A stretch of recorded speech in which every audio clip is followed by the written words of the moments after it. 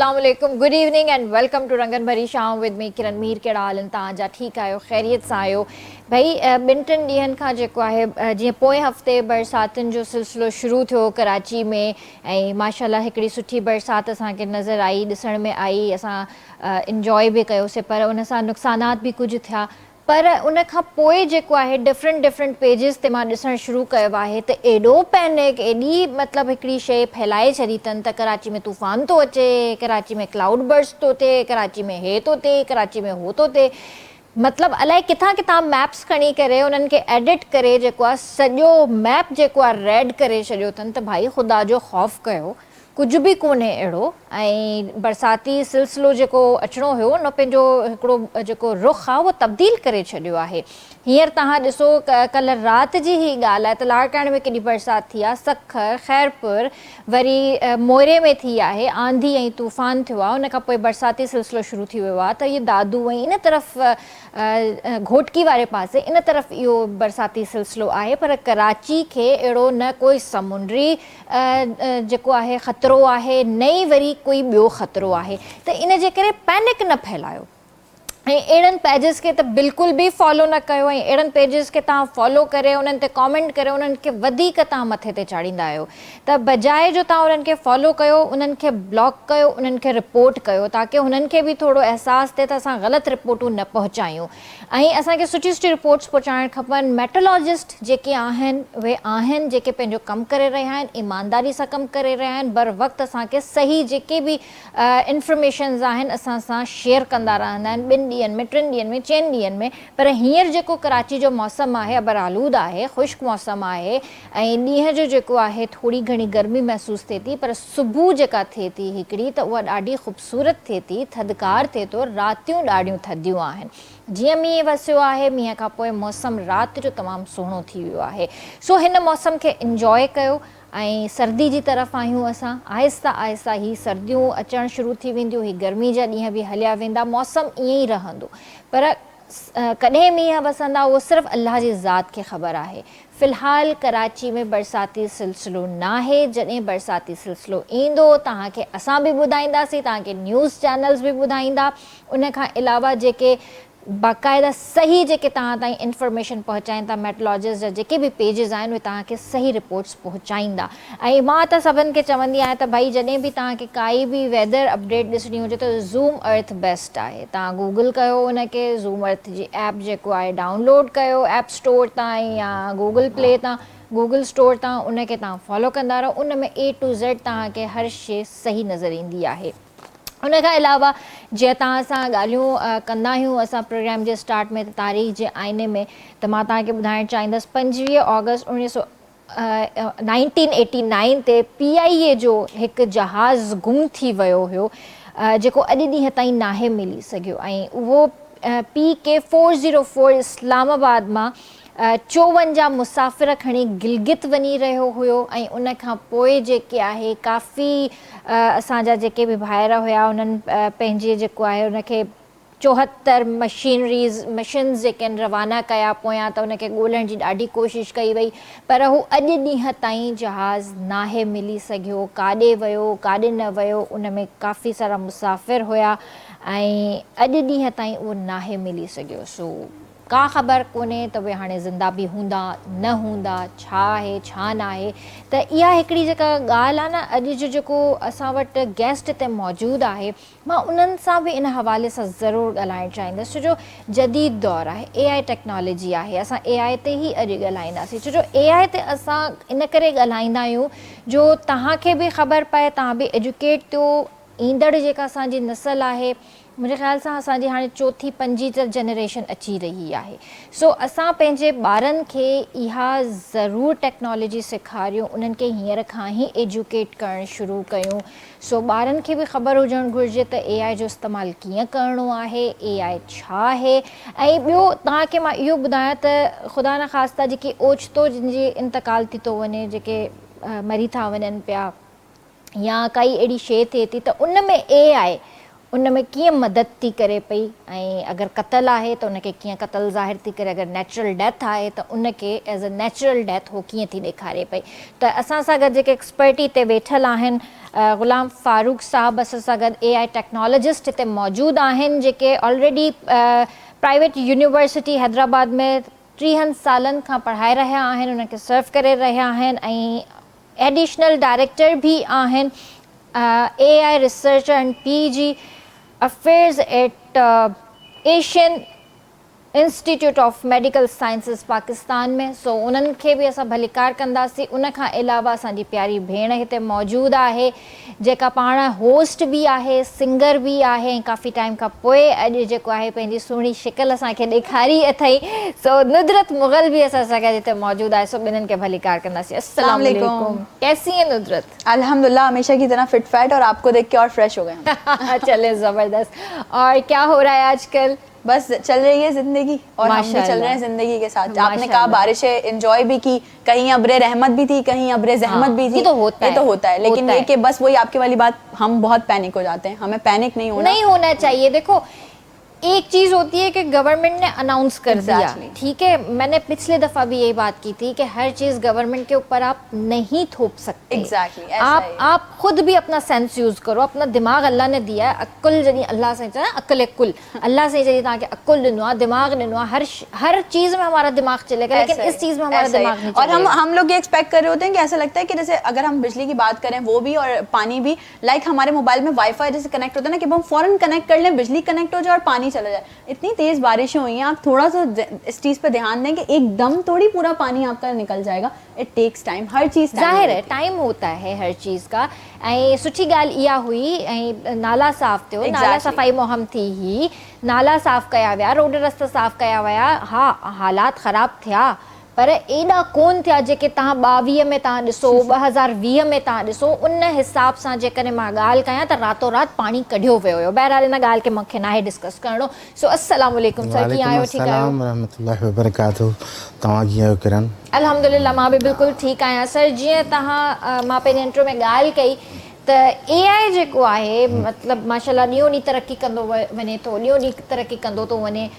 आख़िर हिन जी लास्ट हद कहिड़ी आहे? किरण ॾिसो न, इहो त अञा शुरूआति आहे। बाक़ी जेको इनकलाब ईंदो अञा अचणो आहे। एग्जैक्टली, छो जो AI जेको इनकलाब इन फ्यूचर आणे पई, सो उहो तमामु जेको आहे हिकिड़ो, पर जेकॾहिं तव्हां हिनखे पॉज़िटिव वठो त वधीक बहितर आहे। छो जो माण्हू इलाही सारा इनखे जेको आहे न नेगेटिव था वठनि, जेको बिल्कुलु ग़लति आहे। AI जो सभिनी ते इम्पैक्ट बिल्कुलु हिकु जेतिरो कोन्हे को, किन खे नुक़सानु ॾिए पई डेफिनेटली, पर मेडिकल फील्ड में जेतिरो AI कम करे पई, जेतिरो एडवांसमेंट करे पई, ओतिरो मां नथो सम्झां त कंहिं ॿी फील्ड खे जेको आहे AI फ़ाइदो ॾिनो आहे। हाणे अॼु जेको बेसिकली थोरो जेको टॉपिक आहे असांजो, त उहो इहो आहे त सडन डेथ जेके थींदियूं आहिनि, सस्पिशियस, उन्हनि खे आइडेंटिफाई करण में जेको इंसान खां ग़लती थी वेंदी आहे। पर मशीन लर्निंग प्रोसेस जेको आहे उहो पिन पॉइंट एक्यूरेसी सां कमु कंदो आहे। मतिलबु इवन एतिरो जेको इंसान कमु महीननि में करे, उहो मिंटनि में करे ॾींदी ऐं एक्यूरेसी सां करे ॾींदी। हाणे इन में जेकॾहिं अचिजे त इंसान जी ह्यूमन इंस्टिंक्ट में इहा शइ आहे त जॾहिं बि को उन सां हादसो थींदो आहे या अहिड़ी का शइ थींदी आहे त उहो चाहींदो आहे त मां इन जी जेको आहे सो नो हाउ में वञा त वाई इट हैपन्स, इहो थियो छो। This is called forensic.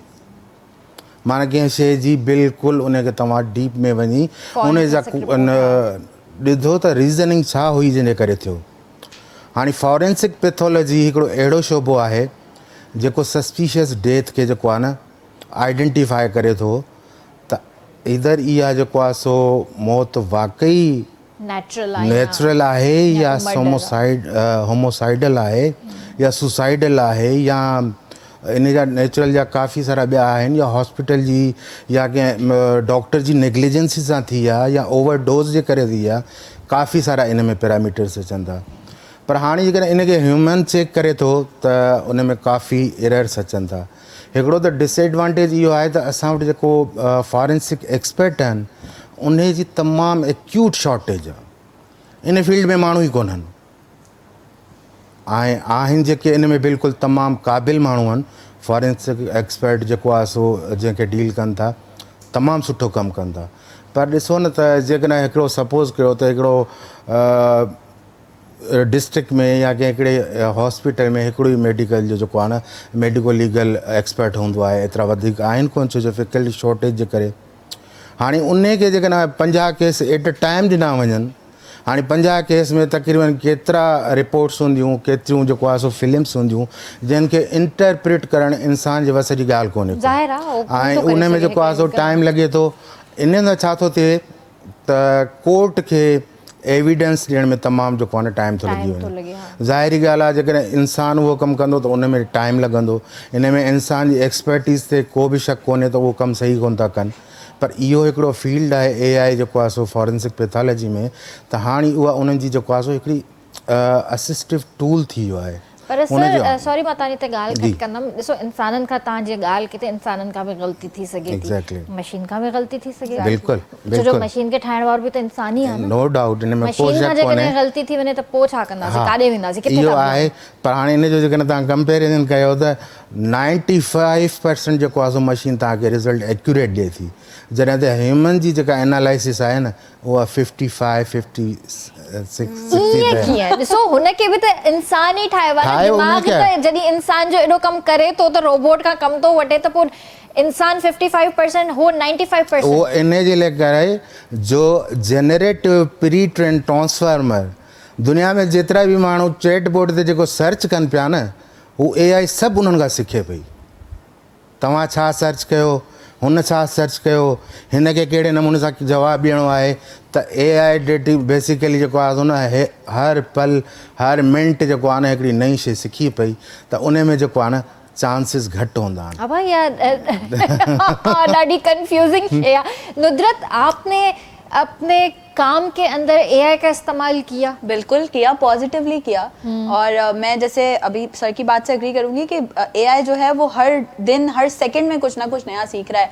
लेकिन बहुत माजरत से हमारी नौजवान नस्ल ऐसी है कि पॉजिटिवली यूज़ करने के बजाय वो AI से बातें कर रही होती है, मेटा से बातें कर रही होती है बैठ के कि जी आप कैसे हैं, अच्छा और कैसा दिन गुजरा। मतलब व्हाट इज़ दिस। आप उसको यूज़ करें जैसे मैं यूज़ करती हूँ। समहाउ मेरे पास कोई गेस्ट आ रहे होते हैं या मुझे किसी स्पेसिफिक टॉपिक पे बात करनी होती है तो मैं उसे यूज़ करती हूँ कि how should I call them, how should I say something about that, कि भाई ये वर्ड अच्छा ठीक है, अगर इसमें ऐसा हो सकता है तो ऐसा भी। एक बार ऐसा भी हुआ, मेरे कजन अपना होमवर्क कर रहे थे, उनकी बुक में हमें जो है नहीं मिला क्वेश्चन का आंसर, तो मैंने उनको बोला let me search on AI। तो मैंने सर्च किया तो हमें पूरा डिटेल्ड आंसर मिला। फिर मैंने उनको समझाया कि ऐसे। तो हम तो पॉजिटिवली यूज़ कर रहे होते हैं इसको। सही, पॉजिटिवली यूज़ करना एक अच्छी बात है और हम लोग करते हैं, लेकिन नेगेटिव भी ॾाढो सर हिनखे यूज़ कयो थो वञे पियो। जीअं तव्हां पंहिंजे ओपनिंग प्रोग्राम में चयो त जेके इहे रूमर्स जेके सॾिया वञनि था, हालांकि ए सच ॻाल्हि त कुझु कोन्हे, पर उनखे माण्हू हितां हुतां जा मैप्स जोड़े उनखे अहिड़ो रिप्रोड्यूस कनि था जो बिल्कुलु माण्हू जेको आहे न जेको ॿुधंदड़ आहे उहो बिल्कुलु सख़्ते में थो अची वञे त यार अलाए छा थियण वारो आहे। तव्हांखे यादि हूंदो अलाए न, गुज़िरियल ॾींहुं हिकिड़ो टिकटॉक ते हिकिड़ी मशहूरु थी हुई वीडियो, त हिकिड़ी ट्रेनर हुई जेका उहो डॉल्फिन खे जेको आहे Jessica, but it's not real case, it's AI video. पर माण्हू उन्हनि ते एतिरो त अफ़सोस जो इज़हार कयो, हर को रोए पियो, अड़े यार मरी वई, हाणे छा थींदो, केॾी भली। माण्हू उनखे पहिरें जेको आहे प्रमोट करण लाइ इन जा एॾा ज़बरदस्त वीडियो हलाया, इहो पूरो तक़रीबन कैंपेन हली 2 महीना खनि। उन खां पोइ छा कयूं त जेसिका खे मारे छॾियऊं। हालांकि जेसिका नाले का एग्ज़िस्ट ई कोन थी करे औरत, न कोई उहो पार्क एग्ज़िस्ट करे थो। त माण्हुनि खे इहो खपे, अलाह ताला क़ुरान मजीद में बि फरमायो आहे त जॾहिं बि तव्हां ए मोमिनो तव्हांखे का ख़बर पहुचे त लेट इट क्रॉस चेक, उनखे तव्हां कंफर्म कयो पहिरें before you pass to an other person. त जेकॾहिं तव्हां वटि का ख़बर पहुती आहे त इन जो मतिलबु कोन्हे तव्हां वटि को मैसेज आयो त बाबा हिते क्लाउड बस्ट थो थिए तव्हां ठक सां जेको आहे अॻिते मोकिले छॾियो न इट्स रॉन्ग इहा तव्हांजी रिस्पॉन्सिबिलिटी जो आहे त तव्हां उनखे चेक कयो क्रॉस चेक कयो जीअं तव्हां वेबसाइट ॿुधाई त जेकॾहिं उते जेको आहे सो ख़बर पए त वाक़ई इहा जेकॾहिं शइ आहे पोइ त तव्हां कंहिं ॿिए खे पास आउट करे सघो था अदरवाइज़ तव्हां नथा करे सघो इस्लाम बि इन जी इजाज़त कोन थो ॾिए सही ॻाल्हि आहे बिल्कुलु सही ॻाल्हि आहे अच्छा इहो बि ॿुधायो त जीअं हाणे इहे डेथ जीअं थी वञे इतफ़ाक़ आहे कोई नेचुरल डेथ आहे हिते पोस्टमार्टम जे लाइ बि मतिलबु इलाही मसइला पैदा थींदा आहिनि या त कॾहिं फैमिली अलाउ न कंदी आहे कॾहिं इलाही रीज़न्स अची वेंदा आहिनि पोस्टमार्टम जे लाइ जेसीं ताईं तव्हां पोस्टमार्टम न कराईंदा त तव्हांखे 100% ख़बर न पवंदी आहे त पोस्टमार्टम में असांखे AI केतिरी हेल्प थी करे बिल्कुलु किरण हाणे पोस्टमार्टम जो जेको आहे न बेसिकली तरीक़ेकार इहो हूंदो आहे त पोस्टमार्टम जी जेको आहे सो सभ खां पहिरीं जेको रिपोर्ट लिखंदा आहिनि सो पुलिस डिपार्टमेंट लिखंदो आहे त जाइ वक़ू ते उहो पहुची उहो लाश जो सॼो मुआइनो कंदो ऐं जेको आहे सो कहिड़ा जेको आहे सो एंगल खां लाश पई आहे छा थियो जेको बि रिपोर्ट आहे उहो कंदो उन खां पोइ उहो जेको आहे न मैजिस्ट्रेट खे मोकिलींदो आहे उहो हिकिड़ो लेटर पहिरें जेको आहे सो इन करण खां पोइ मैजिस्ट्रेट जी परमिशन सां पोस्टमार्टम शुरू कंदो आहे medico legal officer without magistrate जे परमिशन खां सवाइ उहो जेको आहे सो एग्ज़ीक्यूट कोन थो करे सघे हाणे जॾहिं लाश उन वटि पहुची वई त हिकिड़ो असां वटि जेको मिसकॉन्सेप्शन आहे उहो इहा आहे त पोस्टमार्टम करण खां माण्हू इन जे करे अवॉइड कंदा आहिनि त शायदि पोस्टमार्टम में असांजे जेको लाश सां बेहुरमती कई थी वञे ऐं उन जा अंदरियां आज़ा बि कढिया था वञनि हालांकि अहिड़ी का शइ आहे कोन आज़ा ॾिसी चेक करे रीपैक करे छॾींदा आहिनि वापसि उनखे डॉक्टर उनखे अहिड़ो को असां वटि सिस्टम कोन्हे त उनजी किडनी कढी वरिती या उनजो को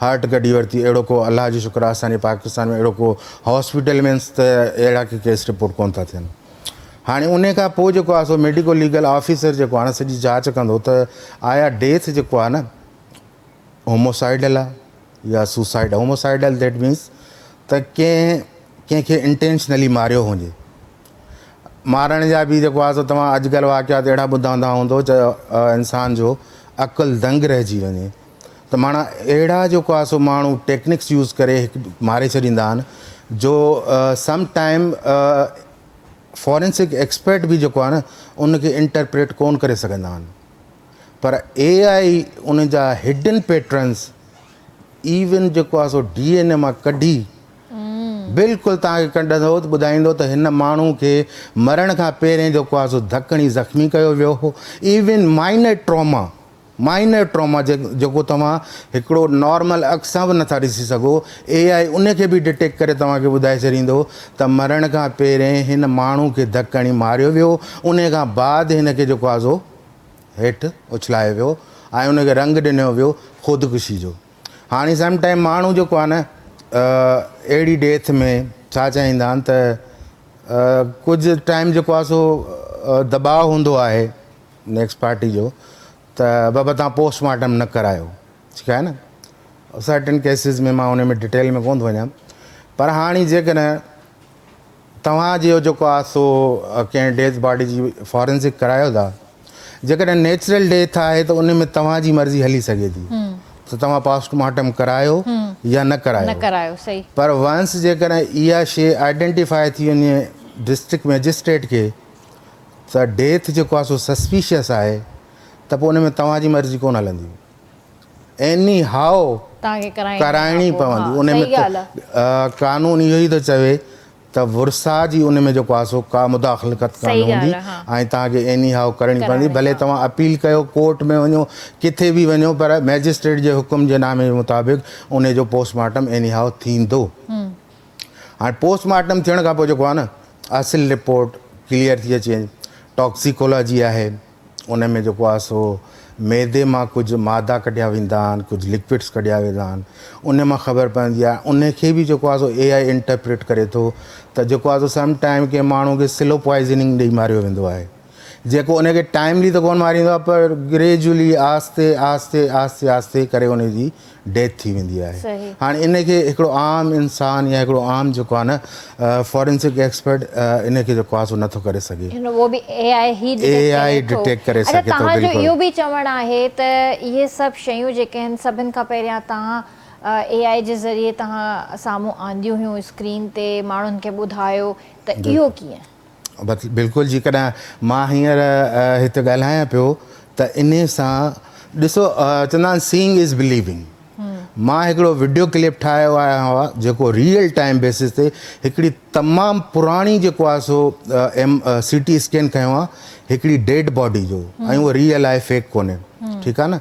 उहो जेकॾहिं तव्हांजा एडिटर हलाईंदा त मां ॾेई छॾियो आहे उन्हनि खे त जेकॾहिं हिन वक़्तु हलाइनि उहो त रियल टाइम बेसिस ते उहो AI जो टूल उन CT स्कैन खे जेको तमामु घणो पुराणो आहे, हाणे उनखे एक्सपर्ट बि जेको आहे सो एनालाइज़ कोन था करे सघनि, पर उन वीडियो में तव्हां ॾिसंदव त AI उनखे डिटेक्ट करे थी, ऐं प्लस में उनजी पूरी केॾी पिन पॉइंट एक्यूरेसी सां उनजी रिज़ल्ट बि हेठि शो कंदी थी वञे त छा रीज़न हो, गन शॉट लॻी त केतिरे दूरी खां लॻी, गन शॉट हई त हिन पाण हई या कंहिं ॿिए हयसि, केतिरे डिस्टेंस खां लॻी, उन खां पोइ जेको आहे सो जेको आहे एवरीथिंग बहुत आसानी हो गई है, बहुत आसानी हो गई। समझ आ रहा है? बहुत आसानी हो गई। I can understand each and every word of Sindhi. मेरे अब्बा सिंधी हैं भाई, और हम सिंध में रहने वाले लोग नहीं हैं। वो नहीं बोल रही हूँ, सिंधी की बात नहीं कर रही हूँ। मैंने कहा ये जो सारा कुछ जो एक ये AI सारा कर कुछ रहा मैं है, आपको बताऊं ये बेसिकली क्या हो रहा है। देखें ये इंसान के अपने ऊपर डिपेंड करता है कि इंसान अगर जैसे लेट सपोज हम लोगों ने एक बड़ा मिसकॉन्सेप्शन बना लिया, लोग कहते हैं AI जॉब्स खा गया। हाँ। ठीक है ना, AI ने जो है ना वो ह्यूमन कंपैटिबिलिटी को ना डाउन कर दिया। भाई बात दरअसल ये है कि अगर आप होस्ट हैं, ये डॉक्टर हैं, मैं सिंगर हूँ, अगर मुझे इम्प्रोवाइज करना है अपने आप को तो मैं AI के साथ जुड़ के चलूंगी। सही बात ना कि ये कि मैं बोलूँ कि भाई AI आ गया अब तो मैं घर बैठ जाऊँ। तो ऐसे ही डॉक्टर्स के लिए भी है, जैसे बहुत आसानी हो गई, उन्होंने कहा टेक्नोलॉजी है, इतना जो है वो बता सकते हैं कि कितने डिस्टेंस से आपका गन शॉट हुआ है। यार क्या बात न इहा त ख़ैर टेक्नोलॉजी आहे ऐं सुठी टेक्नोलॉजी आहे, मेडिकल फील्ड जे लाइ तमामु ज़रूरी आहे ऐं उन्हनि खे आसानी थी वई आहे, चाहे ऑपरेशन्स हुजनि, चाहे पोस्टमार्टम हुजे, कुझु बि हुजे, त उन में इलाही आसानी आहे। एजुकेशन में ॾिसो केॾी आसानी अची वई आहे, त तव्हां इन टूल्स खे तव्हां यूज़ कयो, तव्हांखे इलाही आसानी मिलंदी। त इन ई तरह सां जेको आहे मां नुदरत खे बि चवंदसि त प्लीज़ AI जो इस्तेमालु करे गानो ॿुधाए। नहीं नहीं भाई ये AI का इस्तेमाल नहीं है, ये हमारी मेहनत है, ये हमारी ओरिजिनल वॉइस है। अच्छा तो चलो मैं कुछ सुनाती हूँ, और हम बाज आने वालों में से नहीं है। हाँ, वो तो कभी भी नहीं है, तो उसी पे कुछ सुना देती हूँ। ठीक है।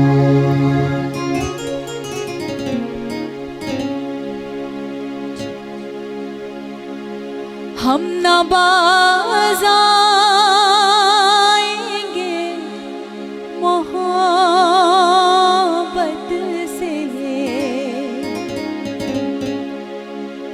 हम न बाज आएंगे मोहब्बत से। क्या होगा? जान जाएगी और क्या होगा।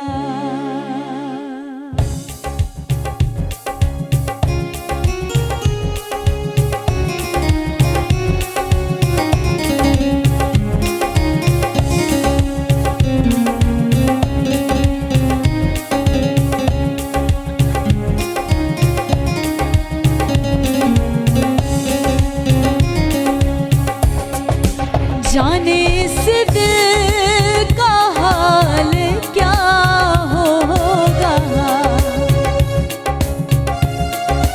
जाने इस दिल का हाल क्या होगा। तेरा वादा अगर वफा होगा, तेरा वादा अगर वफा होगा। और गौर तरफ शेर है, अर्ज किया है, इश्क को रोग मार देते हैं, अक्ल को सोग मार देते हैं।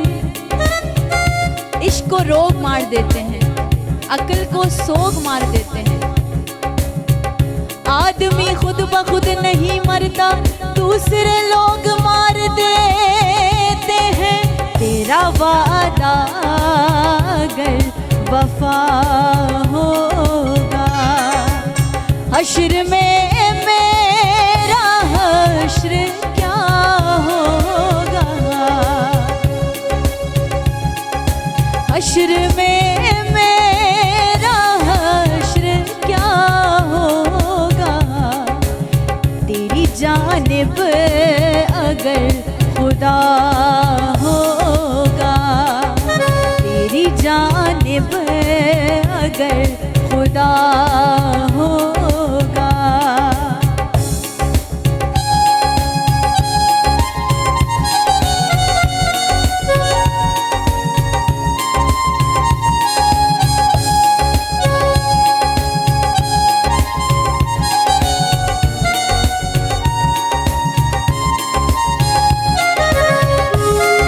ये बात जो अब मैं करने जा रही हूँ, ये बहुत सारे लोगों के दिलों पे लगने वाली है।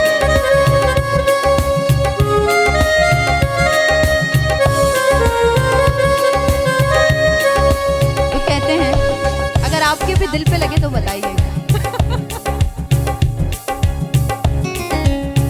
जितने दुश्मन हमारी जान के हैं,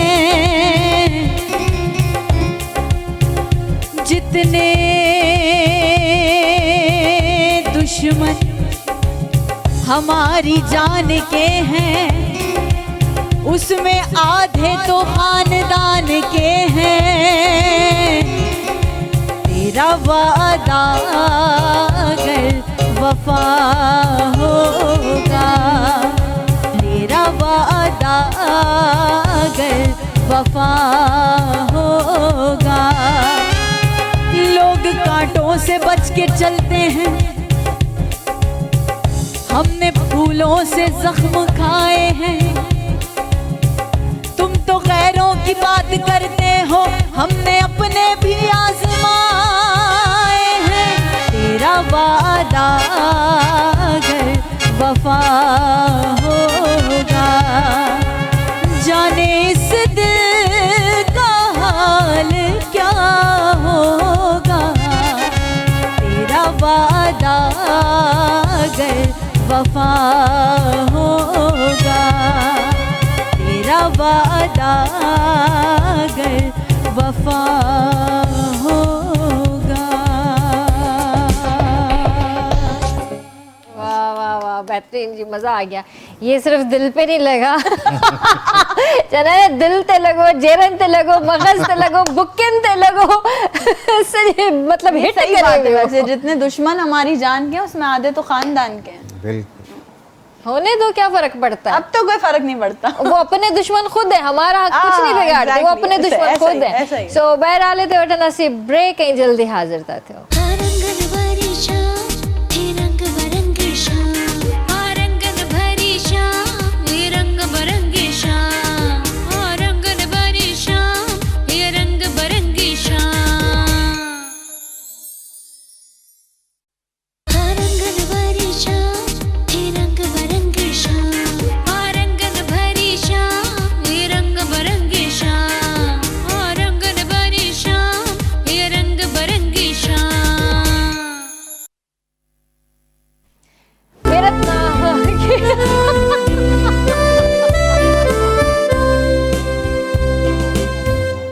मेरे ताके बलिकार कदा से ये भी थींदो आ कदो बता रहा है आपको कि हम लाइव शो हम लाइव शो कर रहे हैं।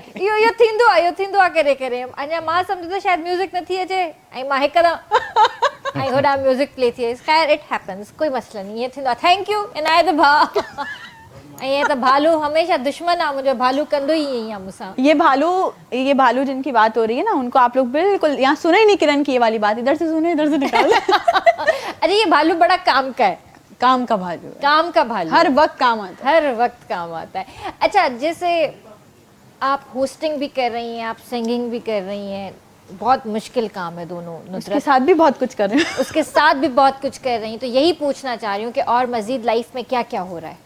अच्छा देखिए, अभी तो मेरे लिए एक बड़े 2 दिन पहले मुझे एक ऑनर रिसीव हुआ, मुझे बहुत खुशी हुई कि पाकिस्तान का एक बड़ा लीडिंग पेज है द पाकिस्तान स्टोरीज़ के नाम से, जो कि पाकिस्तान के जितने भी यंग टैलेंट हैं या जितने भी वो लोग हैं उनको अप्रिशिएट करता है। मैं वहाँ फीचर हुई हूँ। अरे ज़बरदस्त, हाँ, माशाल्लाह। पेज ने मेरी जो है वो पूरी कंट्रीब्यूशन, मेरी पूरी जर्नी शेयर की है, तो मुझे बहुत अच्छा लगा कि थोड़ा इस काबिल अल्लाह ने इज्जत दी कि हम जो है वो माशाल्लाह, माशाल्लाह। पाकिस्तान स्टोरीज के। अच्छा, इसके साथ साथ मैं एक फाउंडेशन के लिए काम कर रही हूँ जहाँ पे मैं इवेंट मैनेजमेंट कमेटी की प्रेसिडेंट हूँ, और मेरे अच्छा। अंडर जो है वो ऑलमोस्ट 37 to 40 सिर्फ लड़कियाँ हैं। अच्छा, वुमेन एम्पावरमेंट है ये। इसमें हाउसवाइफ्स भी हैं, इसमें यंग गर्ल्स भी हैं, और इसमें जो है वो बहुत सारी ऐसी लेडीज़ हैं जो कि काम करना चाहती थी, और हमारी पूरी कमेटी बनी हुई इवेंट मैनेजमेंट की, और जितने भी इवेंट्स होते हैं वो सब में, मतलब मैं स्टेज पे अगर खड़ी हूँ तो मुझे चारों तरफ अपनी लेडीज़ नज़र आ रही होती हैं, कार्ड गले में डाले हुए, और वो इवेंट मैनेज कर रही होती हैं। ज़बरदस्त, बहुत तो अच्छी ये बात है ये। That's what I am doing for the ladies, क्योंकि मुझे ऐसा लगता है कि हमें ज़रूरत है बंद घरों से बाहर निकालने की सबको, और सबकी फैमिलीज़ बहुत सपोर्टिव है,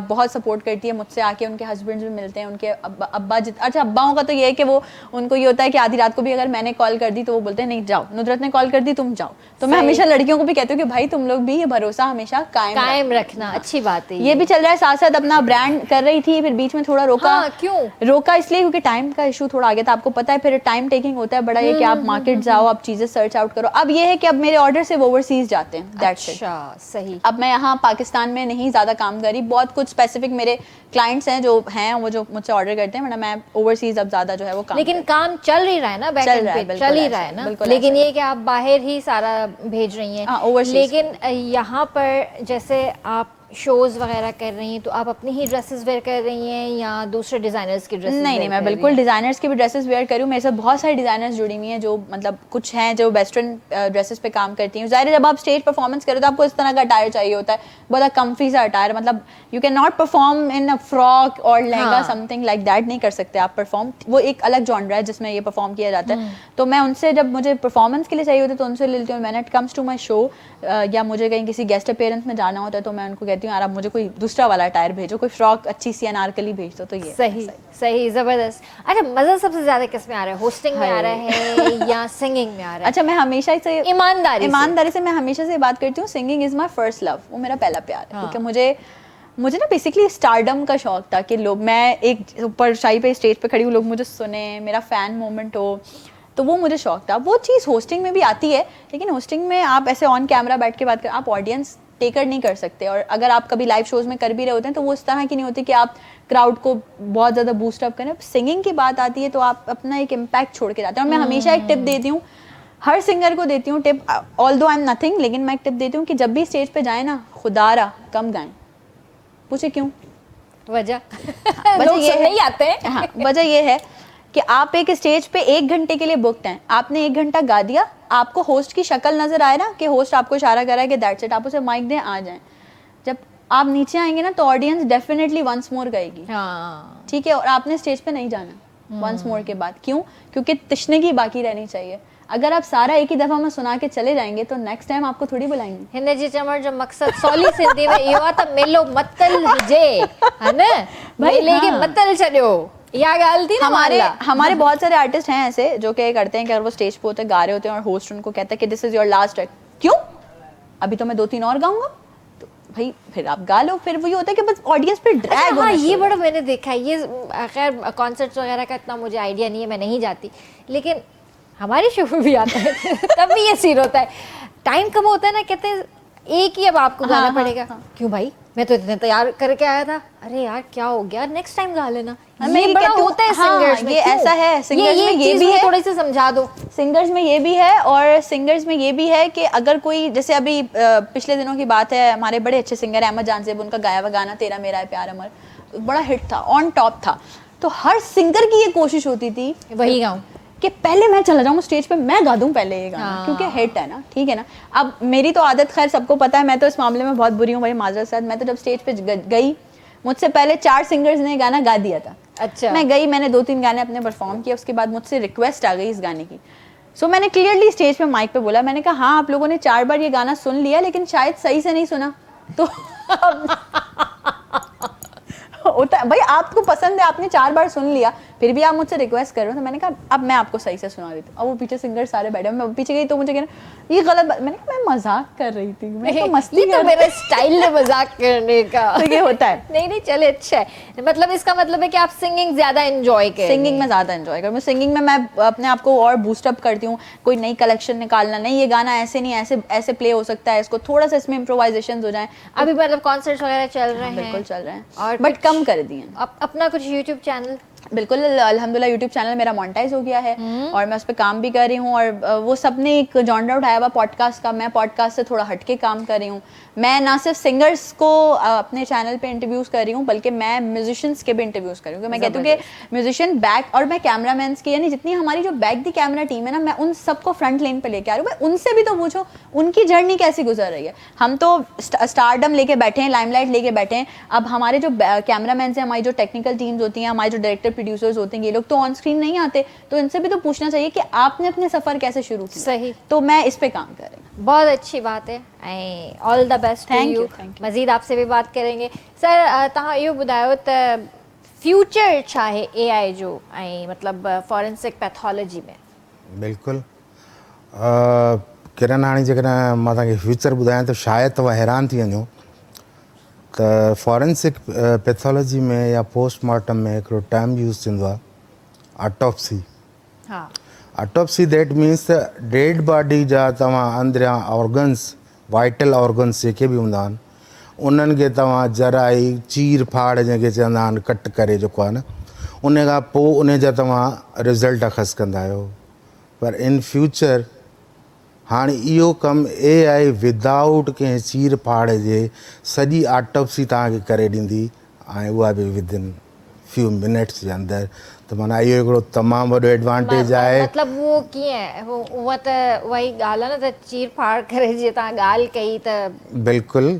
त त हाणे AI कीअं कंदो? AI ईअं कंदो त उन मां सैंपल वठिबा मुख़्तलिफ़ ऑर्गन मां, उन मां सिर्फ़ु निडल केतिरी हूंदी आहे, जस्ट सिंपल हिकिड़ी निडल हूंदी आहे, मुख़्तलिफ़ पार्ट्स मां उहो जेको आहे सो लिक्विड फ्लूइड वठंदा, पोइ उन ऑटोप्सी खे जेको आहे सो पियो लेबोरेटरी में मोकिले वेंदो, जिते टॉक्सिकोलॉजी थींदी, उनजी लैब इन्वेस्टिगेशन थींदी, उन मां पोइ फर्दर रिपोर्ट थींदी। ऐं जेकॾहिं तव्हां फर्दर एडवांसमेंट जी ॻाल्हि कयो त इहा अञा शॉकिंग आहे त इन फ्यूचर जेकॾहिं कंहिं माण्हूअ खे क़त्ल कयो वियो या मारियो वियो त उन खां पहिरें ज़ाहिरी ॻाल्हि आहे, इंसान जे जेके ह्यूमन में जेके ख़्यालात अचनि था न, सम्झो जेकॾहिं तव्हां कंहिंखे चओ त मां त तोखे मारे छॾींदुसि, या जेकॾहिं हिरासत में आहे त उन में जेकॾहिं उन जे ब्रेन में जेके मेमोरीज़ अचनि थियूं न, त AI उन्हनि खे बि रीड करण जी सलाहियत रखंदो विदिन 5 years। त इहा उन मां सॼी ख़बर पवंदी त बिफोर डेथ हिन माण्हू जा जेको आहे सो ख़्यालात छा हुआ। दैट मीन्स त इहा सुसाइड कोन हुई, होमोसाइड हुई। अच्छा। अहिड़े क़िस्म जी जेको आहे सो अञा इन में जेको आहे सो तक़रीबन 5 सालनि में इहा टोटली जेको आहे सो रिवोल्यूशनाइज़ थी वेंदी। सही। अच्छा, इहो पोस्टमार्टम जे हवाले सां बि असांखे थोरो ॿुधायो त पोस्टमार्टम कराइणु घुरिजे या न कराइणु घुरिजे, जेकॾहिं कराइणु घुरिजे त हुनजा फ़ाइदा कहिड़ा आहिनि, नुक़सानात कहिड़ा आहिनि? एग्ज़ैक्टली। पोस्टमार्टम हिकिड़ो तमामु जेको आहे न इम्पोर्टेंट सेगमेंट हूंदो आहे, ख़ासि तौर ते सस्पिशियस डेथ में। जेकॾहिं नेचुरल डेथ आहे त पोइ उन में ज़रूरत कान हूंदी आहे त तव्हां जेको आहे सो पोस्टमार्टम करायो। पर जेकॾहिं तव्हांखे लॻे त हीउ जेको आहे सो सस्पिशियस डेथ आहे त उन जी जेको आहे सो पोइ तव्हांखे पोस्टमार्टम कराइणी पवंदी। कुझु वक़्तु पहिरें टेलीविज़न ते बि काफ़ी अहिड़ा इशूज़ हाईलाइट थिया हुआ त जिन में जेको आहे सो ॿारनि सां ज़्यादती या अहिड़ा क़िस्म जा इलाही खोड़ सारा वाक़िया हुआ, जिन जी पोइ पावर जे बेस ते उन जी जेको आहे सो कोन कराई वई पोस्टमार्टम, जस्ट बिकॉज जेकॾहिं पोस्टमार्टम थींदो त पोइ each and everything will be clear. So sources वारा माण्हू जेको आहे सो मां माज़रत थो कयां, पर चवणो थो पए त इहा सचाई आहे त हिकिड़ो टिबाई जो हिते मूंखे हिकिड़ो अचे थो सिटूं यादि त सत्यानाश को मुंहिंजो थींदो आहे तॾहिं सत्यानाश क़ौमुनि जो थींदो आहे तॾहिं लेखक मुबल्लिग बि दरबार न थींदा त छो कोन नस्लनि जा नुक़सान थींदा। सही। त इहो उन जे करे आहे त जेकॾहिं उनखे कवर ॾियण वारा माण्हू मीडिया जा हुजनि या ॿिया रिसोर्सेबल माण्हू हुजनि त पोइ ज़ाहिरी ॻाल्हि आहे त मासूम जो खून लुड़ी वञे थो ऐं क़त्ल करण वारो या मुजरिम जेको आहे उहो सरेआम मिले थो। जेसिताईं इस्लाम जे पॉइंट ऑफ व्यू खां जेकॾहिं तव्हां हुनखे पनिशमेंट न ॾींदो तेसिताईं उहो क्राइम कॾहिं बि रुकबो कोन। सही ॻाल्हि त जेकॾहिं मिसाल जे तौरु नबी सल्लल्लाहु अलैहि वसल्लम जी हदीस आहे त चोर जे लाइ उन जो हुकुम आहे त उनजा हथ कटिया वञनि। हाणे तव्हां मूंखे ॿुधायो त जेकॾहिं पाकिस्तान में चोर जा हथ कटिया वञनि त छा चोरी जो रेशो वधंदो या घटिजंदो? डेफिनेटली घटिजो, छो जो उहा पनिशमेंट असां वटि उहो जेको आहे सो कानून अञा लागू थियो ई कोन्हे।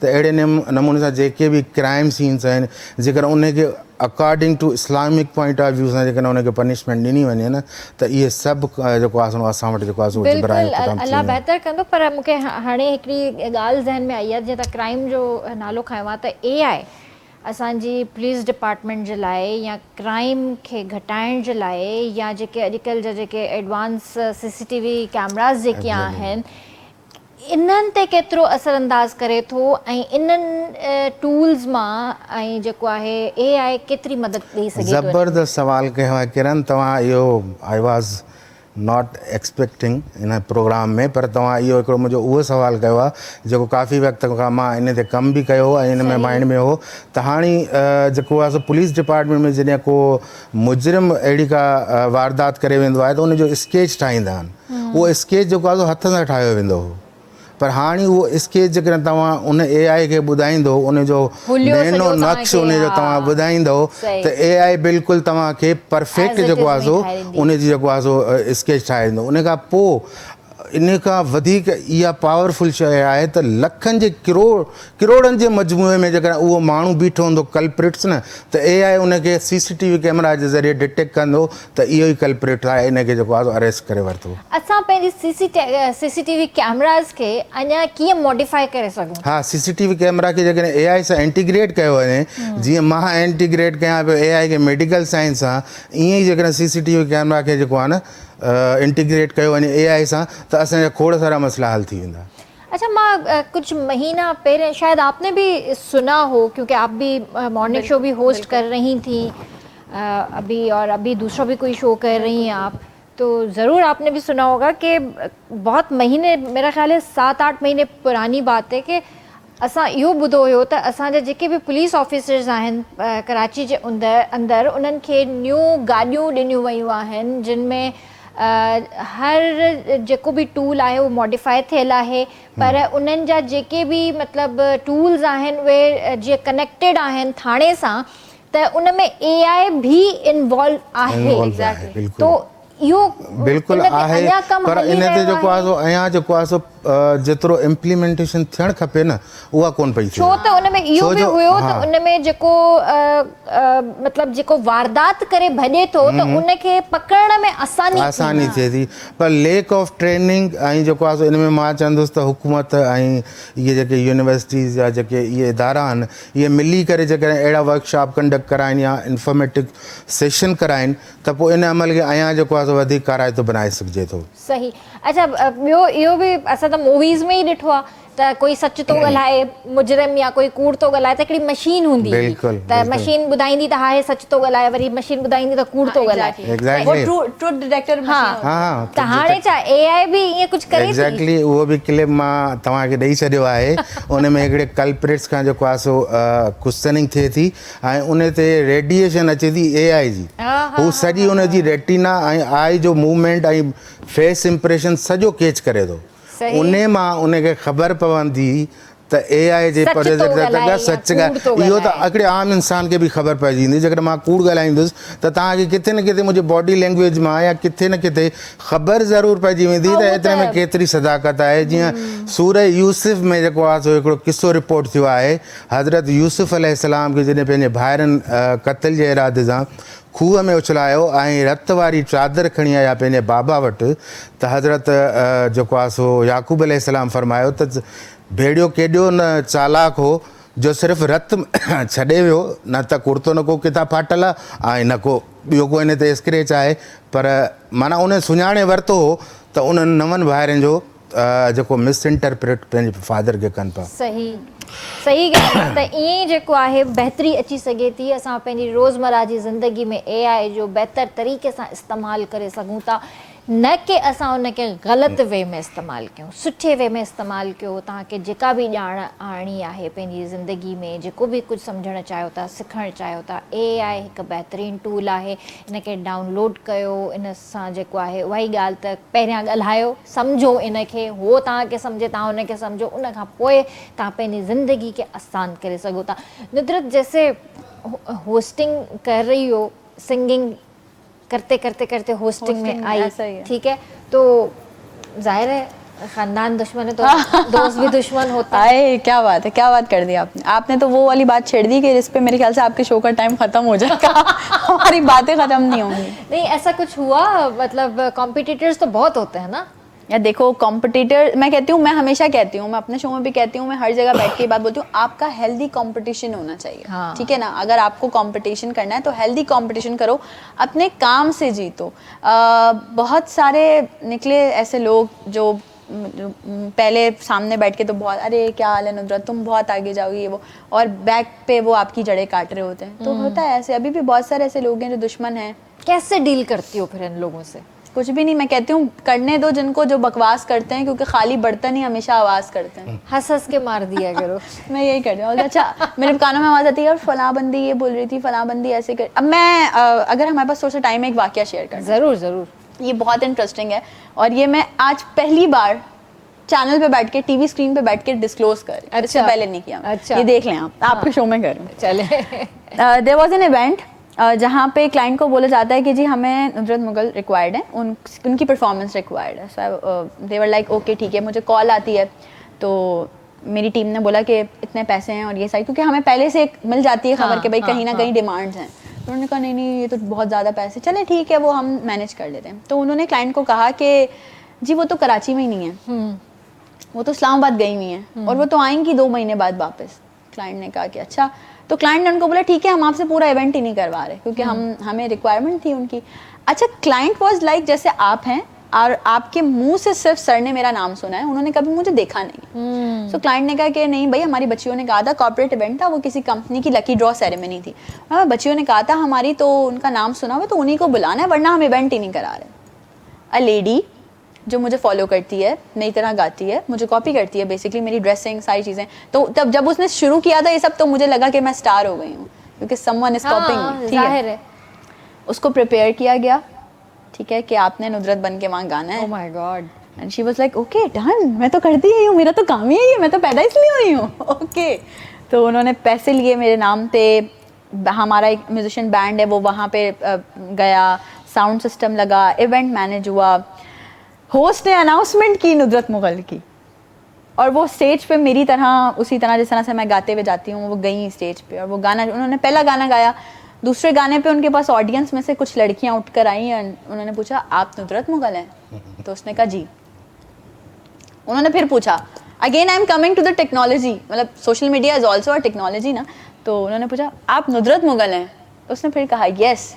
तो उन्होंने फ़ौरन फेसबुक खोला, उन्होंने कहा फिर ये कौन है? ओहो। तो वो फ़ौरन भागती हुई हायर मैनेजमेंट के पास गई। उन्होंने कहा सर आपने तो वो इनविटेशन कार्ड्स में लिखा था कि नुदरत मुगल आ रही हैं परफॉर्म करने। तो उन्होंने कहा ये तो खड़ी। तो बोले सर ये नहीं है, आपको रैक ही नहीं किया आपने, ये है नुदरत मुगल। उन्होंने उसी वक्त शो पैक करवाया। स्टिल नाउ पेमेंट्स उनकी रुकी हुई हैं सबकी।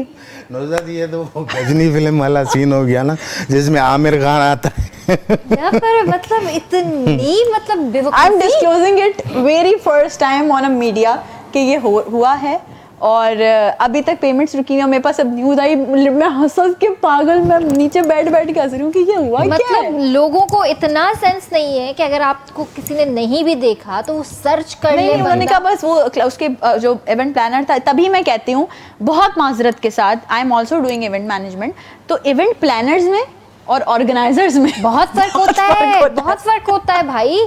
लेकिन आप कम से कम रैकी तो करो, उसके बाद फिर आप खैर मुझे पता था कौन सा बैंड था वहाँ पे, कौन सा साउंड था, तो मैंने खैर किसी से नहीं पूछा, मेरी टीम ने उन बैंड से, उस साउंड से, उस होस्ट से इवन पूछा, वो हमारा एक मेल होस्ट है, कि भाई तुम लोगों को तो पता था कि ये नुदरत नहीं है, at least you should raise your voice. तो वो चुप थे, क्योंकि जाहिर है उनको ये था कि हमें पेमेंट्स मिलेंगी, जाहिर सी बात। लेकिन सबकी पेमेंट, मतलब टोटल इवेंट, जितना इवेंट था वो क्लाइंट के हाथ में था, ऑर्गेनाइजर के हाथ में था। तो साउंड की पेमेंट, एसएमडी की पेमेंट, बैंड की पेमेंट, सिंगर्स की पेमेंट, होस्ट की पेमेंट, सब रुकी हुई है स्टिल नाउ। और they are just waiting for my approval, कि अब उनकी टीम ने मुझसे कॉन्टैक्ट किया, जो कंपनी है वो चाह रहे हैं कि अब मैं पहले, वो चाह रहे हैं कि मैं पहले वहाँ उनके पास जाके उनका शो करूँ, उनकी मतलब जो ऑडियंस, जाहिर है ऑडियंस उनकी ख़राब हुई, ऑडियंस को बुलाया गया था, मेरे नाम पे गा कोई और है, तो उन्होंने कहा कि अब आप पहले आके यहाँ पे शो करें, उसके बाद हम इनकी पेमेंट्स क्लियर करें। ये तो मुझे ऐसा लग रहा है जैसे कोई 90 की दिहाई बता रही हो मुझे, 80 की दिहाई बता रही हो, भाई ये 25 चल रहा है, क्या हो गया? हाँ ये हुआ है, ये अभी रिसेंट कुछ मेरे ख्याल से 4 महीने पहले की बात है। हद हो गई है कसम, भालू तो नहीं था वहीं? नहीं ये ऐसा नहीं है, नहीं कर सकते, ये बोलते तुम आ जाओ फिर देख लेंगे क्या करना है। चलो ये भी सही है। इसी बात पे जो है फिर हमें कुछ सुना दें आप। अब मेरा एक बहुत अच्छा सा ट्रैक है और मैं आपको वो सुनाने जा रही हूँ, और बहुत खूबसूरत शायरी है उसकी, अगर हम शायरी की बात करें तो हियर वी गो। ओके।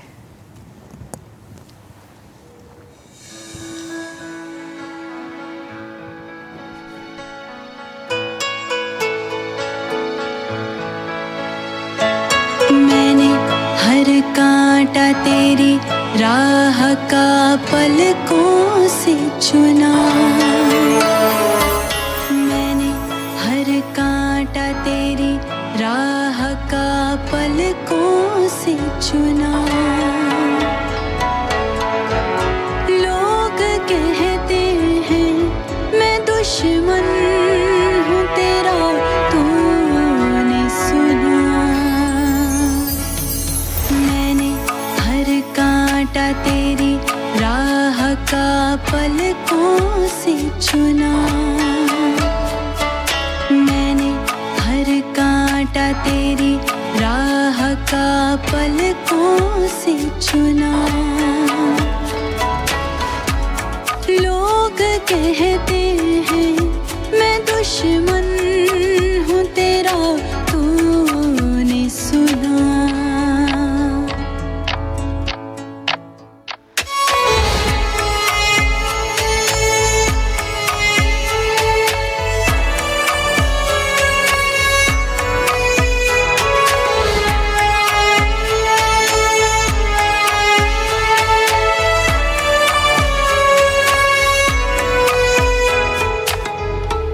जाने क्या सोच के हर जुल्म रवा रखा है, क्या मैं पत्थर हूँ जो कदमों में सजा रखा है। मैंने रखा है फकत अपनी मोहब्बत का भरम, वरना हर जाई तेरे प्यार में क्या रखा है। मैंने हर कांटा तेरी राह का पलकों से चुना, मैंने हर कांटा तेरी राह का पलकों से चुना। कहते हैं मैं दुश्मन हूँ तेरा, तूने सुना।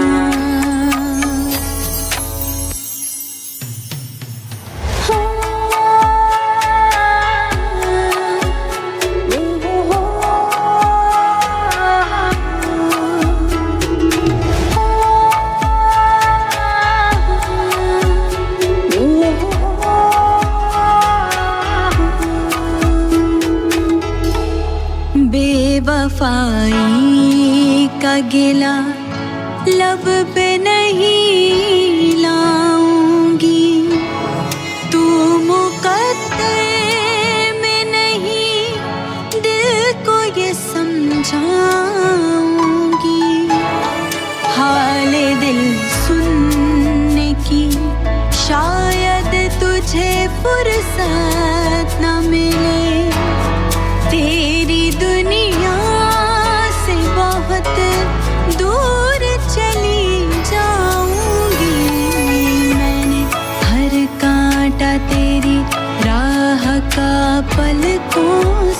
चुना, मैंने हर कांटा तेरी राह का पलकों से चुना। लोग कहते हैं मैं दुश्मन हूँ तेरा, तूने सुना। वाह जी वाह, बेहतरीन नुज़रत, आई बेहतरीन। Must appreciate your expertise in your vocal. अल्हम्दुलिल्लाह, बहुत अच्छा। Thank you. और मैं समझता हूँ कि जिस तरह की आपकी आवाज़ हो ना, तो अगर मेरी आवाज़ हो ना तो कभी मुझे अपना पेन फील ही ना हो। आए तो क्या आपको कभी ज़िंदगी में ऐसा हुआ कि कभी फील हो गए पेन है मुझे? मतलब आप तो इतना अच्छा एक्सप्लेन कर रही हैं उसको उस लेवल पे आके कि आपकी तरफ से खैर ये कॉम्प्लीमेंट मुझे मिला है, बहुत शुक्रिया।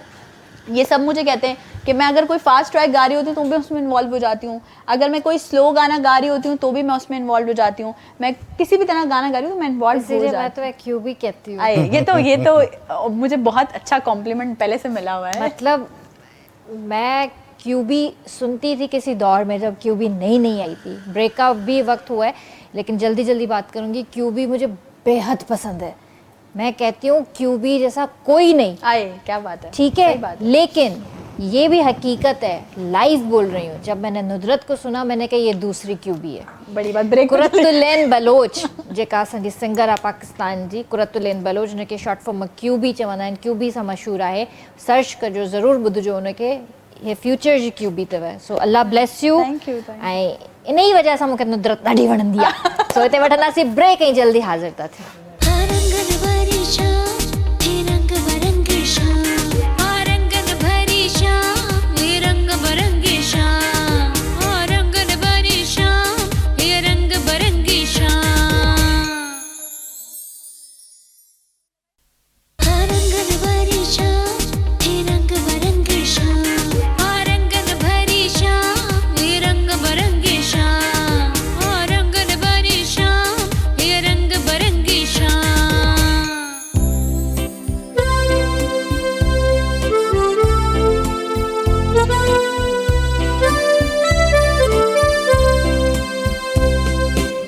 ॿीहर तव्हांखे भलीकार कंदासीं रंगन भरी शाम में। तव्हां बि असांजे प्रोग्राम में शामिल थी सघो था, असांखे कॉल करे सघो था। अच्छा नुदरत, ब्रेक से पहले जो आपने हमें सॉन्ग सुनाया था तो उसकी पोइट्री आपने खुद लिखी जी, और अभी भी पोइट्री कर रही हैं साथ साथ? बिल्कुल कर रही हूँ, बिल्कुल टाइम नहीं दे रही? नहीं, वो जब कभी वो कहते हैं ना आमद आ जाती है तो हाँ। वो मैं कहीं ना कहीं कुछ ना कुछ लिख देती हूँ, नोट्स में अपने पास लिख लेती हूँ कि अरे ये कुछ अच्छा लग रहा है, हाँ ये अच्छा शेर है, तो लिख दिया फौरन अपने पास जो है। लास्ट टाइम तो जो मैं आपके शो पे शेर सुना के गई थी, आय हाय हाय हाय, ऐसे ऐसे लगे थे, ऐसे लगे थे। कुछ और सुना दो आज। कैसे डसेगा कौन मुझे जानती हूँ मैं, कैसे डसेगा कौन मुझे जानती हूँ मैं, लेकिन किसी का खौफ कहाँ मानती हूँ मैं, लेकिन किसी का खौफ कहाँ मानती हूँ मैं, और जंगल का हो या फिर किसी की आस्तीन का, जंगल का हो या फिर किसी की आस्तीन का, सांपों की सारी नस्लों को पहचानती हूँ। अच्छा, इतने आसपास में लोग क्यों जमा किए भाई? बहन मेरी नहीं, you can call me भाई as well। हाँ, वो तो तुम मेरे भाई भी हो बहन भी हो, लेकिन ये बताओ कि इतने लोग क्यों जमा किए हैं कि इतना तुम्हें परेशान करते हैं? देखिए, बात ये है कि जब आप लोग आपके लिए बात कर रहे हैं ना, दैट मीन्स आप में कोई बात है। अगर कोई आपके लिए बात कर रहा है, अगर कोई आपको नीचे गिराने की कोशिश कर रहा है, दैट मीन्स आप ऊपर नहीं, दैट मीन्स आप ऊपर हो तो लोग नीचे गिरा रहे हैं ना। हाँ, ये बात है सारी। तो बस वो जेलसी नजर आती है, जेलसी नजर आती है, चाहे वो उनके काम से नजर आए, एक्शन से नजर आ जाती हाँ, है, चाहे वो उनके फेस एक्सप्रेशन में। तो मुझे तो बहुत शौक है और मैं तो फेस एक्सप्रेशन ऐसे जान लेती हूँ फौरन। अगर मैंने ऐसे करके देख लिया ना सामने वाली बंदी या इवन बंदा भी, भाई आजकल तो बंदे भी जल रहे हैं भाई। सॉरी टू से, आजकल वाकई हकीकत है हिन फील्ड जे अंदर छोकरियों एतिरो कोन थियूं सड़न जेतिरो छोकरो न छोकरा था सड़न पिया। ये हकीकत बात है। ऐसा ही है कि भाई क्यों आप आगे क्यों हो? मैं तो जब देख लेती हूँ ना, अच्छा ये जल रहा है, अभी और जलाऊंगी। सही है, इसको जला के मार दो। नुसरत ये फार्मूला मुझे भी बता दे। मैं आपको जो है पर्चे पे लिख के सर माशाल्लाह तव्हां 3 सालन का सर्व करे रहिया आहियो प्राइवेट यूनिवर्सिटी हैदराबाद में। कौन से क्यों आया पर पोइ में तव्हां इहो टैलेंट न सिखी सघिया आहियो। क्यों आते जेको सड़े उनखे वधीक कीअं साड़जे? न इहो त पोइ तव्हां एआई खां पुछो, तव्हांजी एक्सपर्ट ई आहियो। पर जेको आहे हिननि जी त वरी जेको आहे एक्सपीरियंस आहे न हिन में। असांखे एक्सपीरियंस आहे, तव्हांजी त एक्सपर्ट ई एआई में आहे, तव्हां एआई खां पर पुछो। एक्सपर्टीज उन में आहे, पर वो इहे कोन ॿुधाईंदी जेके टैक्टिक्स हिननि वटि हूंदी। न एआई भी इंसान ही ठाहियो आहे, उनजे अंदर भी ये टैक्टिक्स हूंदा नहीं भाई, उसको भी इंसान नहीं बनाया। एआई से पूछे यहाँ पे। हाँ, एआई आपको सब बता देगा। अच्छा सर इहो ॿुधायो त जीअं हाणे फॉरेंसिक जॉब्स भी आहिनि, जीअं माण्हू जॉब्स कनि था उन में, त उन्हनि खे एआई खां को ख़तरो? बिल्कुलु न, पर मां तव्हांखे चवंदुसि त एआई जेको आहे सो न उन्हनि जो हिकिड़ो असिस्टिव टूल थी वियो आहे जेको उन्हनि जे कम खे वधीक फास्ट ऐं एक्यूरेट करे थो। ॾिसो जेको फाइनली वर्डिक्ट जेको हूंदो न उहो इंसान जो ई हूंदो, फॉरेंसिक एक्सपर्ट जो ई हूंदो। एआई टूल जस्ट उन जो इहो आहे त उन्हनि खे असिस्ट कंदो फ्यूचर में बि, केतिरो बि अॻिते हलिया वञूं असां, पर एआई हमेशह उन जे माथे हथी रहंदो ऐं उन्हनि खे असिस्ट कंदो।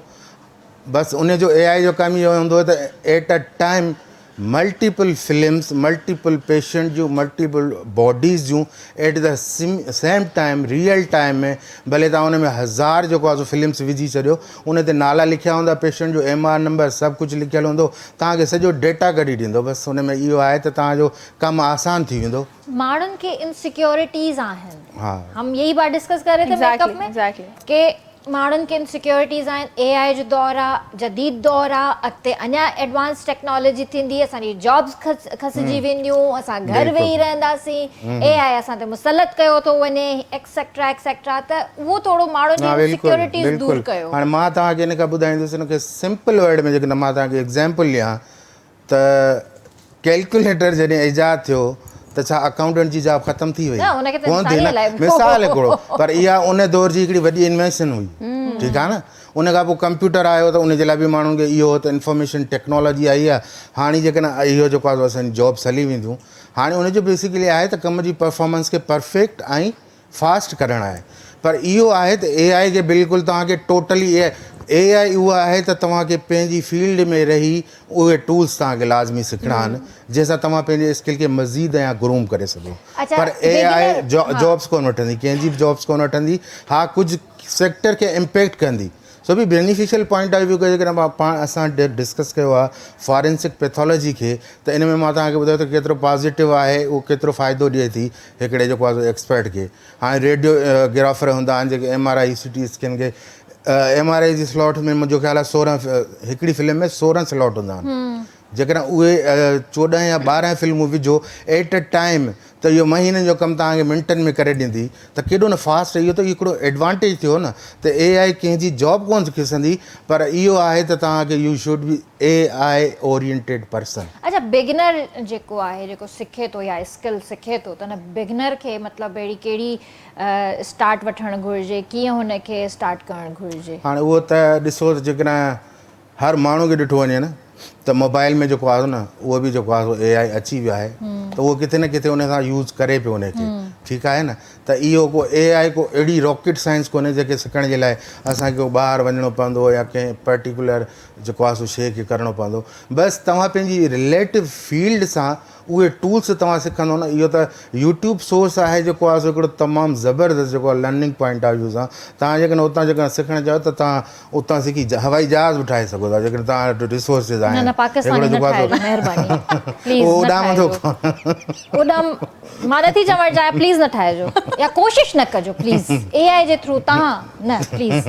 हा, तमामु सुठी ॻाल्हि कई, तव्हां ठाहिजो बि न, छो जो मथां वरी उहो मसइलो थी कंहिं घर जे मथां किरी पए, अलाह न करे, अलाह न करे, नहीं करे त चवां थी असां नथा चाहियूं प्लीज़।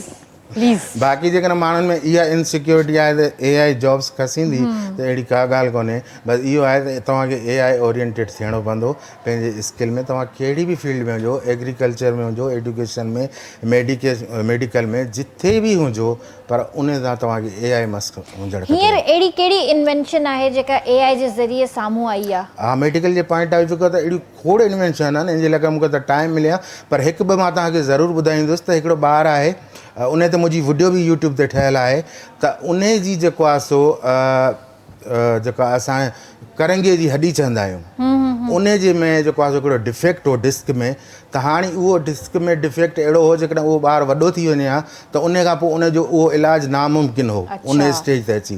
पर AI जॾहिं अल्ट्रासाउंड कयो उन में जेको अर्ली स्टेज जेको हूंदो आहे मदर जो, त उन में डिटेक्ट थियो त हिन ॿार खे जेको आहे न इहा डिज़ीज़ जेको आहे सो वधे पई, जेनेटिकली डिज़ीज़ जेको आहे।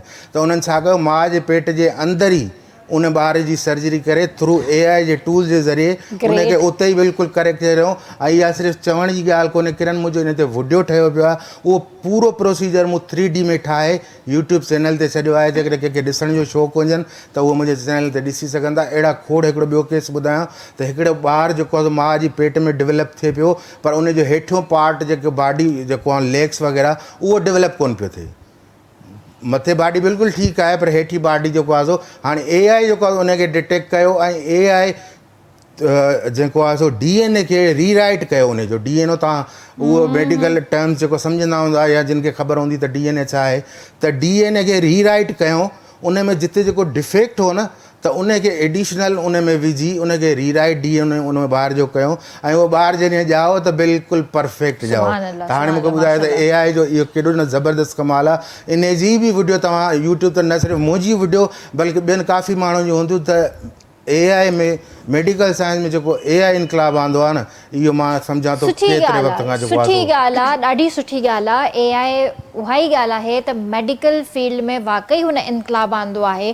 हाणे रिसेंटली मां कुझु डॉक्टर्स खे फॉलो करे रही हुअसि, उन्हनि जा पेजिस मां फॉलो कंदी आहियां, त उन्हनि में मां इहो ई ॾिठो आहे त बाक़ाइदा हू रूस वञी, चाइना वञी, जापान वञी करे हुननि जेको आहे AI जी इहे क्लासिस वरितियूं आहिनि ऐं उते बाक़ाइदा AI जे थ्रू हुननि सर्जरीज़ कयूं आहिनि जेके सक्सेसफुल रहियूं आहिनि। उहे अची करे हिते उन खां पोइ पंहिंजे जेके बि उन्हनि जा पेशेंट्स आहिनि न्यूरोलॉजी में सभिनि खां पहिरियों मां ॻाल्हि कंदसि न्यूरोलॉजी जी, छो त न्यूरोलॉजी में वाकई हिकिड़ो इनकलाब आयो आहे। ऐं हिते बि जेके बि असांजा न्यूरोलॉजिस्ट आहिनि पाकिस्तान जे अंदरि या कराची जे अंदरि, इनफैक्ट वॾा वॾा न्यूरोलॉजिस्ट आहिनि, वॾी वॾी हॉस्पिटल्स आहिनि जेके प्राइवेट हॉस्पिटल्स आहिनि, उन्हनि में तमामु बहितरीनु कमु करे रहिया आहिनि। ऐं सभु डॉक्टर्स जेको आहे या AI टेक्नोलॉजी पंहिंजे न्यूरोलॉजी सर्जरीज़ में यूज़ करे रहिया आहिनि। सो अलाह साईं जेको आहे सभिनीनि खे पंहिंजे हिफ़्ज़ो मान में रखे ऐं सभई जेको आहे यूज़ कयो ऐं सुठे तरीक़े सां यूज़ कयो। लास्ट क्वेश्चन तव्हां सां करणु चाहींदसि त कंहिं बि शइ खे, मर्डर खे, कंहिं बि शइ खे आइडेंटिफाई करण जे लाइ AI जो उहो कहिड़ो टूल आहे जेको यूज़ कयो वेंदो आहे? बिल्कुलु। हाणे किरण जेको आहे सो इन में जेको आहे मुख़्तलिफ़ टूल आहिनि मुख़्तलिफ़ सडन डेथ में। हाणे इहो तमामु हिकिड़ो इम्पोर्टेंट सेगमेंट आहे त छो जो असांजा ऑडियंस में कुझु मेडिकल डॉक्टर बि वेठा हूंदा, फॉरेंसिक एक्सपर्ट बि ॾिसंदा हूंदा, किन खे ख़बर हूंदी की अनअवेयर हूंदा। जीअं तव्हां ॿुधायो त काफ़ी हॉस्पिटल में मां बि एग्री कयां थो त इहो कमु हली रहियो आहे। सुठनि अस्पतालनि में AI बेस ते जेको आहे सो रिपोर्ट जनरेट करणु या ॿिया अहिड़ा कम जेके AI खां वरिता वञनि था उहो कनि पिया। पर हाणे हिते जेको आहे सो तमामु ई हिकिड़ो इम्पोर्टेंट क्वेश्चन आहे ऐं सॼो बेसिकली कॉन्क्लूजन हिन ते मां इहो कंदुसि त उहे टूल बाय नेम तव्हांखे मां ॿुधाईंदुसि ऐं उनजा मक़सदु ॿुधाईंदुसि त हीअ टूल तव्हांखे किथे किथे कमु कंदो। उन्हनि टूल्स खे तव्हां नोट डाउन कयो, उन्हनि खे गूगल ते वञी सर्च कयो ऐं उन्हनि खे यूज़ करणु फॉरेंसिक एक्सपर्ट उन्हनि खे सॼी ख़बर आहे त उनखे असांखे करिणो कीअं आहे यूज़। त मां हिते कुझु टूल्स जा नाला ॿुधाईंदुसि त जेकॾहिं पॉइज़निंग वारो डेथ आहे उन में तव्हांखे कंहिंखे ज़हर ॾिनो वेंदो आहे त उनखे चइबो आहे पॉइज़निंग डेथ। हाणे उन में जेके तव्हांखे टूल्स हेल्प कंदा त उन में हिकिड़ो टूल आहे AI toxicology, deep talks, AI ऐं टॉक्स प्रिडिक्ट। इहो उनखे पॉइज़निंग खे डिटेक्ट कंदा। ऐं जेकॾहिं होमोसाइडल आहे या न जेकॾहिं तव्हां कंहिंखे क़तल करे छॾियो आहे कंहिं, त उनखे जेकॾहिं को डिटेक्ट कंदो त virtopsy autopsy imaging AI, forensic scope AI, इहे टे टूल बहितरीनु आहिनि जेके उनखे पिन पॉइंट एक्यूरेसी सां उनखे जेको आहे न इन कास खे कंदा जेको आहे सो। एफेक्सिया चइबो आहे त कंहिंजो दम घोटे साह कढणु, उन जे लाइ जेकॾहिं तव्हां परफेक्ट उनजी रिज़ल्ट चाहींदो त उन जा जेके टूल आहिनि उहे आहिनि crime scene AI, page AI, नेमोसिस्को AI।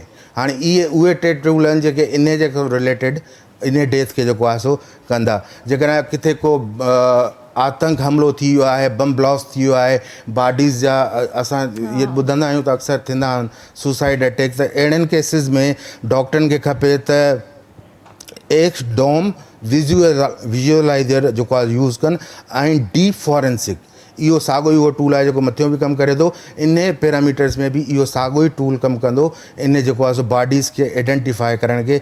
एक्सीडेंटल डेथ खे जेकॾहिं असां डिस्कस कयूं त फिटबिट AI, एप्पल AI ऐं बायोबीट AI उहे टूल्स आहिनि जेके इन खे जेको आहे न तमामु फास्ट सां जेका कंदा आहिनि। ऐं आख़िर में सिर्फ़ु उन टूल जो मां कंदुसि, आख़िर में जेको आहे सो उहो ई आहे त जेका नामालूम अनडिटरमाइंड जेको डेथ आहे उन जे लाइ जेके टूल आहिनि विटोप्सी, फॉरेंसिक स्कोप AI, ऑटोप्सी ऐं इमेजिंग AI, उहे ज़बरदस्त टूल आहिनि जंहिंमां तव्हां बिल्कुलु 100 ऐं पिन पॉइंट एक्यूरेसी सां पंहिंजूं रिज़ल्ट हासिलु करे सघो था। सही, ज़बरदस्त। इहे त मुंहिंजे मथे खां त गुज़री वियूं छो जो असां मेडिकल फील्ड जा आहियूं कोन। हा, ही उन्हनि जे कम जूं आहिनि जेके फॉरेंसिक एक्सपर्ट ज़ाहिर आहे जेके मेडिकल फील्ड सां रिलेटेड आहिनि उन्हनि जे लाइ इहे बहितरीन शयूं आहिनि ऐं आई होप त यूज़ बि कंदा बिल्कुलु। काफ़ी पाकिस्तान में अहिड़ा आहिनि इदारा जेके यूज़ करे रहिया आहिनि। वॾी महिरबानी सर, तव्हां पंहिंजो क़ीमती वक़्तु ॾिनो ऐं thank you so much. Thank U. ये तो फॉर्मेलिटी हो गई है, थैंक यू। हाँ, नहीं अपना मुझे वापस दो। तव्हां कोई मैसेज ॾियणु चाहींदो? मां इहो मैसेज ॾियणु चाहींदुसि, मुंहिंजो ख़्यालु आहे त लास्ट टाइम बि तव्हांजे प्रोग्राम में इहो ई चयो हो त हिकिड़ो माण्हू हूंदो आहे जेको सेरा में मरी वेंदो आहे, उनजो ॾुख न थींदो आहे, उनजो ॾुख थींदो आहे त यार जेकॾहिं समुंड जे किनारे ते दरिया जे किनारे ते वञे हा त शायदि ही बची वञे हा। असांजी जेका क़ौम आहे दरिया जे किनारे ते हलियूं पिया, पर पोइ बि जेको आहे न इन इल्म खां जेको आहे सो अञा ताईं महरूम आहियूं, अञा ताईं असां हिनखे एडॉप्ट करण या तस्लीम करण जे लाइ तयारु कोन्हूं। त ख़ुदा जे वास्ते मां ऑडियंस खे इहो ई चवंदुसि त जेके बि आहियो, जिथे बि आहियो, जंहिं फील्ड सां वाबस्ता आहियो, AI खे पंहिंजो एज़ अ असिस्टेंट करे सम्झो, AI खां डिजो न, इनखे तव्हां एडॉप्ट कयो, तव्हांखे फ़ाइदो थींदो। सही, ज़बरदस्त, थैंक यू सो मच। क्या बात है, मैसेज क्या बात है, मैसेज मैसेज, शेयर, गाना, जो आपको चाहिए ले लो भाई। सब बताओ, सब बताओ भाई, इतना सारा टाइम नहीं है ना। नहीं, पहले मुझे मैसेज दो, मुझे नहीं ऑडियंस को मैसेज दो, फिर एक खूबसूरत सा शेर सुनाओ, फिर गाना सुनाओ, उसके बाद फिर बाय बाय। घर घर। अच्छा भाई, मैसेज मेरा भी यही है और यकीनन आप भी इससे एग्री करेंगी कि जितने लोग भी देख रहे हैं वो मुझे जानते हैं, आज अगर पहली बार भी देख रहे हैं तो भी उनके लिए भी मैसेज ये है कि भाई अपनी जिंदगी से हसद और जलन को निकाल के फेंक हो ही नहीं सकता। नहीं, कुछ कर जी नहीं सकते, हाजमा नहीं होगा, खराब हो जाएगा। तो फिर अगर नहीं जी सकते ना तो अब शेर सुनाओ। हाँ, ठीक है, ओके। तो फिर हमारी जिम्मेदारी नहीं है, ठीक। शेर मैंने वैसे शेर अभी सुना दिया है, एक बड़ा जंगल का शेर नहीं, वैसे ही शेर। नहीं, वो मैंने वो सांपों वाला शेर सुना तो दिया था ना लास्ट टाइम, जो मैंने किरण के शो में यहाँ पे शेर बोला था, मैं उसकी वजह से मुझे बहुत लोगों ने बोला यार क्या तुमने शेर बोला, तो मैं वही कहना चाहूंगी, वॉइस मैसेज भी चला जाएगा, ठीक है। सभी मतलब परस्तों से, सभी फनकार लोगों से, खुदा महफूज रखे सबको बद किरदार लोगों से, और जो तेरे मुंह पे तेरे हैं और मेरे मुंह पे मेरे हैं, मुझे नफरत है फितरत के उन्हीं मक्कार लोगों से। वाह वाह वाह, जबरदस्त, बेहतरीन। सो वेंदे वेंदे तव्हां का गानो ॿुधंदासीं। हाँ, विदाउट म्यूजिक अनप्लग, क्योंकि किरण मुझे क्यों भी कहती है तो मैं जाते जाते किरण को डेडिकेट कर। अच्छा नुसरत, एक बात मैं ऐड और जी, जी। करूँगा, आपकी जो शुरू में आपने बात की जो हसद करने वाले लोग हैं और ये इस तरह के टाइप ये हर मुआशरे में हर जगह पे पाए जाते हैं और ज्यादा मिकदार में पाए जाते हैं, तो और इसमें ये है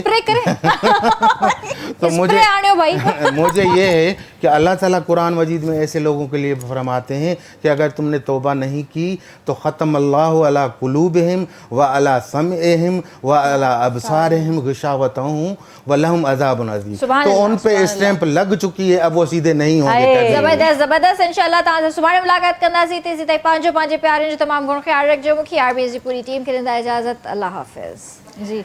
सो ये डेडिकेशन किरण के लिए, QB का गाया हुआ ट्रैक, और अनप्लग हम इसलिए क्योंकि मुझे ऐसे मजा आता है, ठीक है, ओके।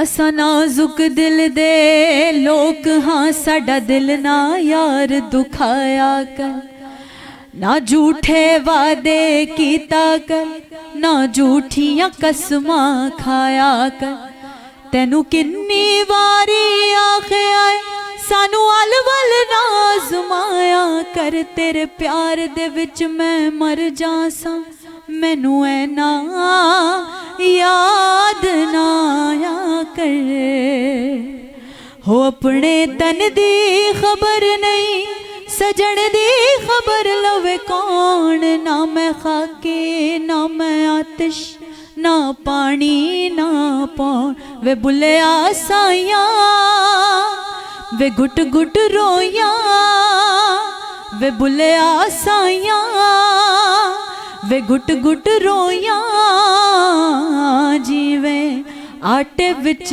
लूण जीवे आटे विच लूण सजना वे आजा मुड़ छेती नहीं उड़ीका तेरिया डुंगदा फिरेगा फिर लबनिया तेनू मिट्टी दिया टेरिया सजना वे आजा मुड़ छेती नहीं उड़ीका तेरिया डुंगदा फिरेगा फिर लबनिया तेनू मिट्टी दिया टेरिया अपने तन दी खबर नहीं सजन दी खबर लवे कौन ना मैं खाकी ना मैं आतिश ना पानी ना पौन वे बुले आसाइया वे गुट गुट रोया जीवे आटे विच लूण जीवे आटे विच लूण